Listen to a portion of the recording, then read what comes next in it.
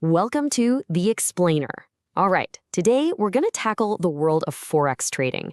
And to get our heads around it, all it really takes is starting with one pretty powerful question. So really think about that for a sec. What if, instead of putting your money on a company like Apple or Tesla, you could bet on the future of an entire country? That simple idea, well, that's the absolute core of what Forex, or foreign exchange trading, is all about. Okay, so let's really dive into this idea. You see, when you buy a currency, you're not just, getting some foreign cash for a trip. No, you're actually buying a tiny little piece, a share, if you will, of that country's entire economic story. It's kind of like you're investing in Team USA or Team Japan. And this really shows you the difference, right? When you invest in stocks, your success is completely tied to how one single company performs. But with Forex, your success is tied to the health of a whole nation. We're talking its job numbers, its interest rates, even its political stability. It is a much, much bigger picture. So you might be asking, how do I even know the price of one of these country shares? Well, that's where the exchange rate comes in. Think of it as the price tag. It literally tells you how the market feels about one country's economy compared to another one. And usually, a stronger economy means a higher share price. All right, let's make this super practical. Imagine you're looking at Japan and you're thinking, you know what, their economy is really on the rise. So you decide to buy some Japanese yen. Now, if you're right and Japan's economy does get stronger, the yen's value goes up. What do you do then? You sell it back and you pocket the difference. It's really as simple as that in theory. Okay, so who are the main players in this global game? I mean, there are hundreds of currencies out there, right? But the truth is, the vast majority of all the trading, it happens with just a tiny handful of them. Yep, just 8. Out of all the currencies in the world, it all really boils down to these 8. These are the absolute heavyweights, the currencies from the world's biggest economies. And they're where pretty much all the action happens in the Forex market. Okay, this is one of my favorite parts. Look at the nicknames traders have for these currencies. I mean, we all know the US dollar is the buck, right? That's a given. But did you know the Canadian dollar is called the loonie? Or that the Swiss franc is the Swissy? It just gives the whole market this cool kind of insider personality, doesn't it?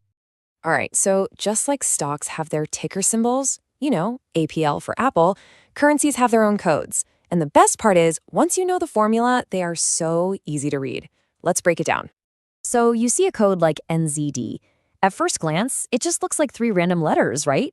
But there's actually a super clear logic behind it that tells you everything you need to know. And here's the secret. It's so simple. The first 2 letters, NZ, well, that's the country, New Zealand. And that last letter, D, that's the currency, the dollar. Put them together, and NZD is the New Zealand dollar. Simple, right? It works for all of them. CAD is the Canadian dollar. JPY is the Japanese yen. You get the idea. And just so you know, this isn't some new trader slang they made up last week. This system, it's officially called ISO 4217, has been the global standard for decades. We're talking since 1973. It's what makes sure a trader in Tokyo and a banker in Toronto are all speaking the exact same financial language. Okay, enough of the technical stuff. How about a quick round of fun facts? These really show you just how deep the history and culture behind money can go. Okay, first up, the British pound. Get this. It is by a long shot the world's oldest currency that is still in use today. We're talking origins that go all the way back to the 8th century. I mean, that is some serious staying power. Okay, so from the oldest, let's jump straight to the newest. The world's newest currency is the Zimbabwe gold, or ZiG for short. It literally just became official in April of 2024. It's a perfect example of how the world of money is always changing. So we talked about nicknames earlier, but let's be honest, the US dollar just takes it to a whole other level. I mean, sure, there's buck, but then you've got greenback, Benji, cheddar, bread, moolah, paper. The list just keeps on going. So, instead of the boring old, I have to go to work, you could just say, yo, I gotta make some Benjis. You gotta admit, it's got a little more style. All right, let's bring this all home. If you're gonna remember just a few things from our little explainer today, make it these key takeaways. So to wrap it all up, number 1. Forex is all about betting on economies, not companies. Number 2, most of the action, it's all centered on those 8 major currencies. And finally, At its very heart, remember that every single trade is basically an investment in a country's future. And that really leaves us with just one last thought. Now that you get the basic idea, take a look at the world around you. Which country's economy, which country's future would you